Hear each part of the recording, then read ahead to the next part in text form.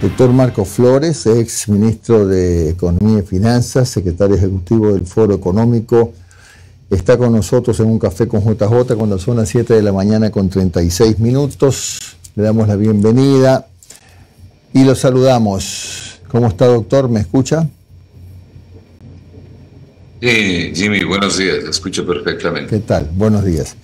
Doctor, para ir poniendo un poco en orden las cifras, ¿es cierto que la deuda interna y externa del Ecuador es más alta de lo que nos han anunciado, que está por encima de los 83.000 millones de dólares? Y si es así, ¿cómo se puede honrar esa deuda que parecería impagable?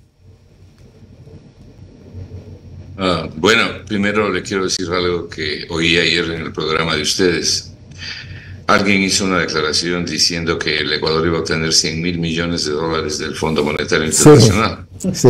Y ustedes estaban, como es lógico, sorprendidos. Esa es una información equivocada. Yo creo que se debió más a un lapsus del entrevistado.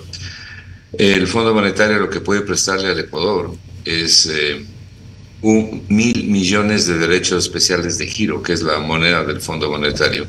Esos 1.000 millones de derechos especiales de giro equivalen a 1.300 millones de dólares. Ahora, el Ecuador puede buscar otro tipo de financiamientos, más complicados, más difíciles, con mayor condicionalidad. Pero lo que hoy por hoy el Ecuador puede lograr, porque ya tiene lleno su cupo, es 1.300 millones de dólares. Respecto de su pregunta, sí, la información que usted tiene es la correcta. La deuda del sector público ecuatoriano es 84.000 millones de dólares. La fuente es el propio Ministerio de Finanzas, los boletines de deuda pública. De esos 84.000 millones de dólares, la mayor parte le corresponde servir al presupuesto general del Estado. El presupuesto general del Estado, solito, el presupuesto, tiene que pagar un poco más de 76.000 millones de dólares. Esta es la información actualizada, la última información actualizada, al cierre del año pasado, a diciembre 31. Me pregunta usted cómo se puede pagar. Bueno, esa deuda no es sostenible. Lo que se ha venido haciendo en los gobiernos anteriores, particularmente el señor Moreno, el señor Lasso, es destruir la inversión pública. Y al destruir la inversión pública, tomar los recursos de la inversión pública para pagar la deuda. Producir mayor endeudamiento, tomar nueva deuda para pagar vieja deuda. Restringir drásticamente el gasto público. El gasto público no es solo gasto corriente.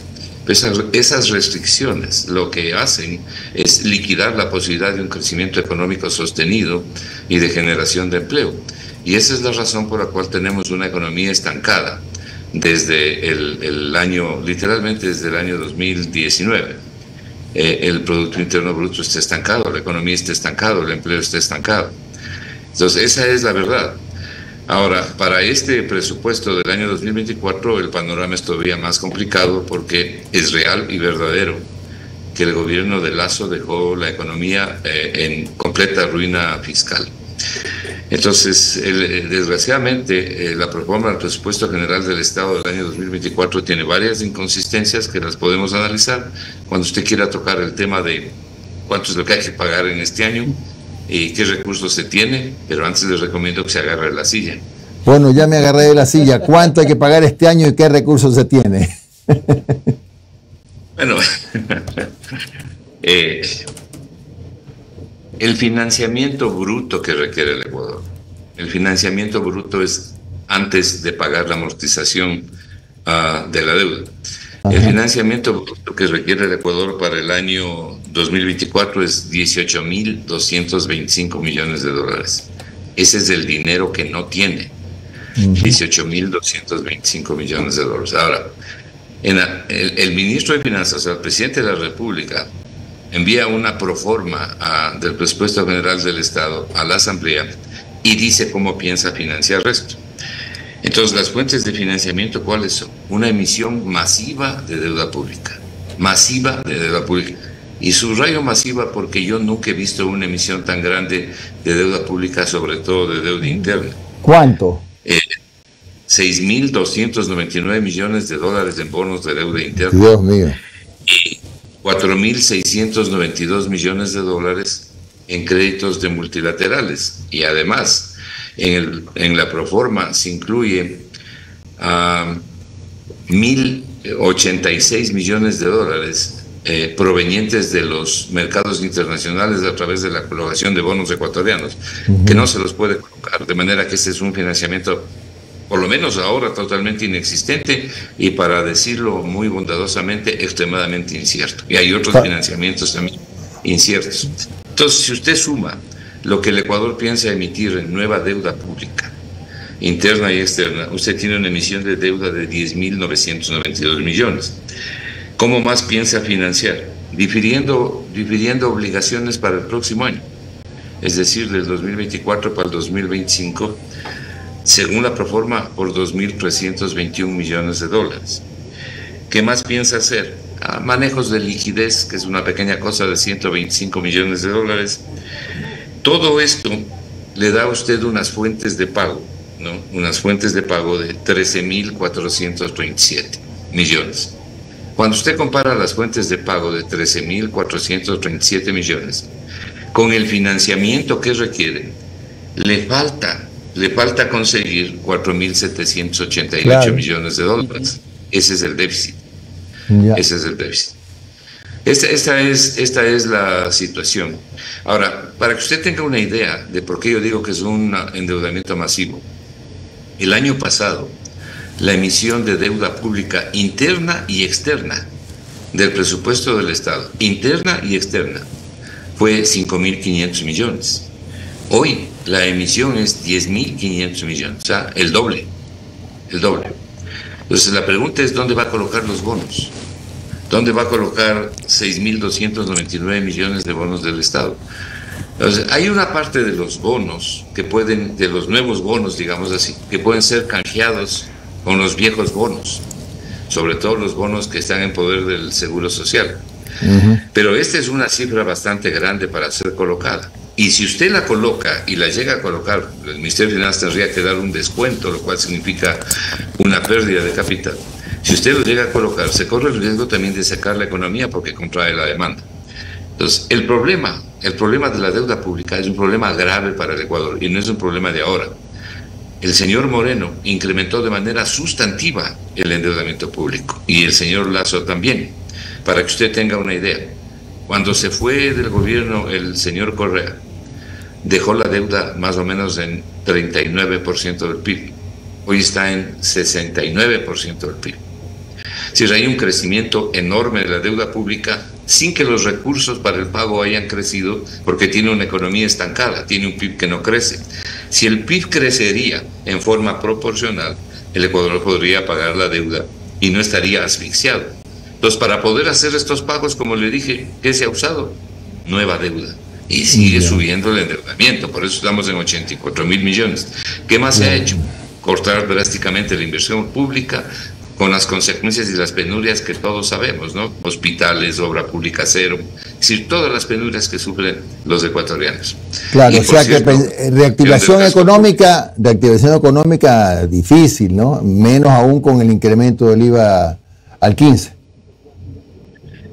Es una situación económica difícil, sin duda alguna. Primero porque este financiamiento no es un financiamiento cierto, no es un financiamiento que realmente uno pueda confiar en esto. Ahora, en todo esto no ha considerado el Ministerio de Finanzas, y me parece a mí un error, la plata que debería recibir por las medidas que se aprobó entre la Asamblea y el Gobierno. Las contribuciones de la banca y de las cooperativas, ¿no es cierto? El IVA al 15%, y el impuesto a la salida de divisas al 5%, porque el impuesto a la salida de divisas desde el 1 de abril, también según la resolución del SRI, también va a entrar en vigor el 1 de abril.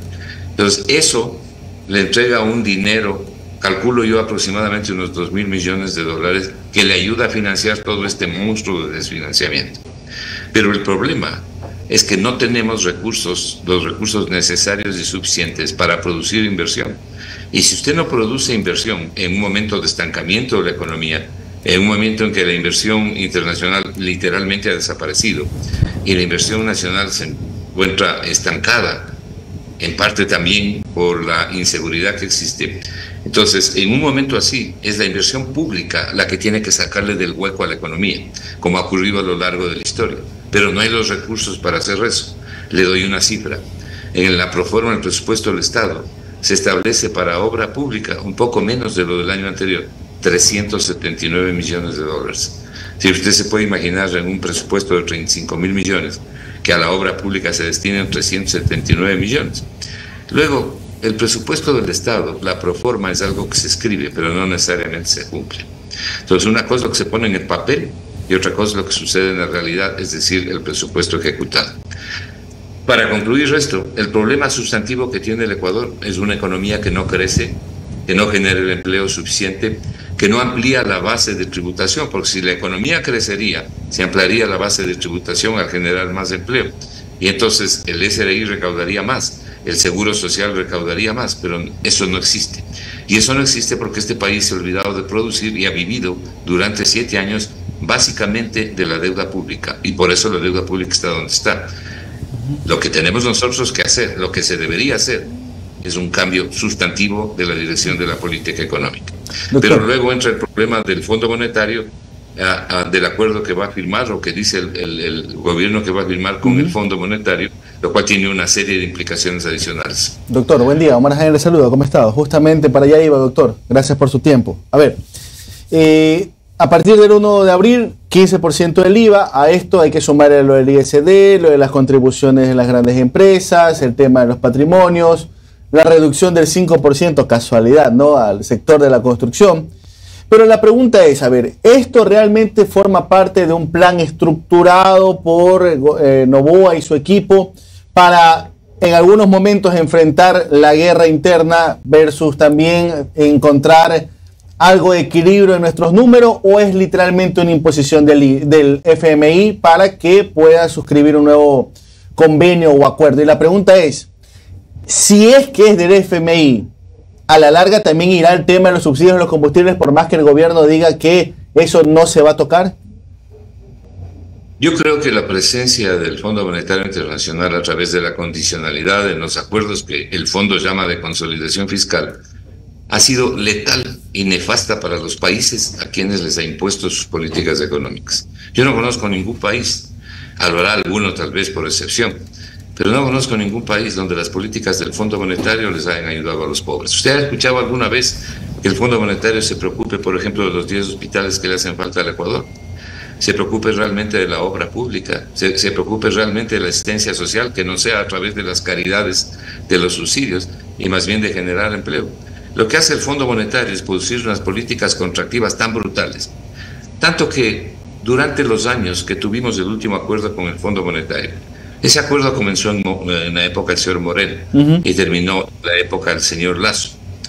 ¿Cuáles han sido los resultados? Después de 7 años de gobierno del señor Moreno y del señor Lasso, gobernaron juntos, ¿no? ¿Cuáles han sido los resultados? No pueden ser peores a los que tenemos. Entonces, si la receta ha sido lamentable por los resultados que estamos viendo, ¿por qué continuamos con la receta? Entonces a usted le dicen, pero es que el Ecuador necesita la plata. ¿Y cuánto es que le va a dar el Fondo Monetario? ¿Que no hay otras fuentes alternativas de financiamiento? Por supuesto que las hay. Pero el problema, Omar, es que se gobierna desde los extremos. Gobernar desde la extrema derecha es tan malo como gobernar desde la extrema izquierda. Porque los gobiernos de los extremos gobiernan para la gente que esté en los extremos, pero no para la gente que esté en la mitad, que es la inmensa mayoría de ecuatorianos. Entonces, aquí lo que hay que cambiar es completamente el giro de la política económica. Yo le puedo señalar varias fuentes de financiamiento para sustituir el dinero del Fondo Monetario, pero además se le dice al Ecuador... Pero bueno, los defensores del fondo dicen, siempre es el que te puede prestar a mejores condiciones de la tasa de interés, dice. Por ejemplo, y con tiempo, que dicen que ese es el mejor escenario posible. Bueno, yo no estoy de acuerdo con eso. Primero, las condiciones en términos de tasas de interés han subido. Por supuesto, el crédito de los multilaterales es más barato que el crédito comercial, ¿no?, que el crédito privado. Pero hay un costo que no está en la tasa de interés, pero que sí está implícito, es el costo social. Es un costo brutal. ¿O no es una desgracia lo que está viviendo aquí la gente que no puede atenderse en los hospitales? ¿O no es una desgracia los estudiantes universitarios, 80.000 estudiantes sin matrícula, niños sin matrícula, escuelas que se caen? maestros que tienen que dar clase con paraguas, especialmente en la costa. No es un desastre el abandono de la obra pública, que es un elemento consustancial al crecimiento económico. No es un desastre el estancamiento del empleo. No es un desastre que el ingreso promedio de los ecuatorianos haya retrocedido 11 años. Si eso no es un desastre, entonces, ¿qué es un desastre? Entonces, las políticas económicas de los neoliberales criollos, que son peores que el fondo, no son buenas. El fondo puede ayudar en otras cosas, pero en tratando de este tipo de asistencias, exige unas metas, ¿no?, que siempre son contractivas. Además, tras de esto hay todo un programa propuesto de ¿qué? De privatización, de entregar a privados los principales activos del Estado. La gente, por ejemplo, que me esté escuchando, quienes estén interesados, yo puse en el Twitter, en el ex, como se llama ahora, un trabajo importante que señala lo que el Fondo Monetario ha hecho con Pakistán, literalmente obligándole a privatizar las empresas eléctricas. Ha causado un verdadero desastre económico y social. Y en general en varios países, es cuestión de ver las cifras, ¿no? Y no son cifras mías, ¿no? Son cifras internacionales. Entonces, no podemos seguir por este camino. Como dice Joseph Stiglitz, la política del austericidio, él es el autor de la frase del austericidio, la política del austericidio del fondo es letal, socialmente letal y económicamente desastrosa, por lo que estamos viendo. Entonces hay que buscar otra alternativa, Una de las mentiras que se dice es que si no vamos a un acuerdo con el fondo, los multilaterales no nos van a prestar la plata. ¿Se acuerda usted cuando en el gobierno de Moreno el señor Martínez decía que si no se pagaba los bonos 2020 al 100% nominal que él pagó, cuando en el mercado estaban al 27% y le causó una pérdida de más de 240 millones de dólares al Ecuador en horas? ¿Se acuerda que él decía que si no se pagaba eso, no iban a venir los créditos? Los créditos nunca vinieron. Pero el asunto es que los otros multilaterales, el BID, la CAF, hasta el Banco Mundial, el Banco de Pagos y algunos otros multilaterales, no están condicionados a que el Fondo Monetario tenga o no tenga un programa. Y le voy a señalar un caso que puede ser emblemático, y que quienes hacen política económica y historia económica, la historia del pensamiento económico del Ecuador, deben tomarlo en cuenta. El 5 de marzo de 1987 hubo un terremoto, especialmente en el oriente ecuatoriano, y desaparecieron 40 kilómetros de oleoducto. El Ecuador se quedó sin exportar petróleo, era presidente el ingeniero León Férez Cordero. El Ecuador se quedó sin exportar petróleo y no solamente eso, sino que cayeron drásticamente los ingresos del presupuesto del Estado. En esas circunstancias, el presidente de la República reunió al equipo económico y preguntó, ¿qué hacemos? Y el equipo económico, yo recuerdo perfectamente lo que le dijo Carlos Julio Manuel, el equipo económico le dijo, aquí hay dos alternativas. La una es, usted suba drásticamente el IVA y suba otros impuestos para compensar esta desgracia de caída de los ingresos que hemos tenido. Y entonces el presidente preguntó, ¿y cuál es la otra? Dijo, declare el no pago de la deuda temporalmente. Entonces el presidente Febres Cordero dijo, bueno, les agradezco por sus criterios, pero yo no puedo darle una bofetada a la pobreza del pueblo ecuatoriano subiéndole de manera brutal los impuestos. Fue textual, lo que le acabo de decir, fue textual lo que dijo. Esto fue un día jueves. El día lunes, el presidente Febres Cordero, que era un gobernante de derecha, que venía de los sectores privados, el día lunes declaró el no pago temporal de la deuda pública, de la deuda externa.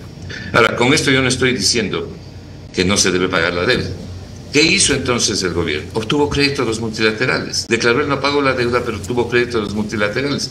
Y aquí vienen los neoliberales criollos y le cuentan al país, si el Ecuador no va al Fondo Monetario, entonces no vamos a tener crédito a los multilaterales. Esa es una mentira infame para asustarle a la gente, porque siempre ha habido créditos multilaterales. Les interesa el crédito del Fondo Monetario. ¿Por qué? Porque cuando usted anuncia un acuerdo con el Fondo Monetario, cae el riesgo país, y el riesgo país ha caído 800 puntos. ¿Quiénes están felices aquí? Los tenedores de la deuda.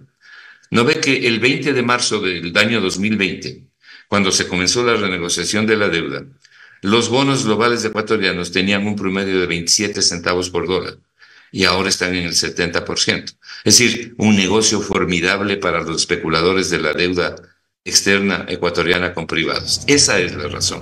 No es una razón económica, sino una razón de especulación, ¿no? Que evidentemente están felices los tenedores de papeles.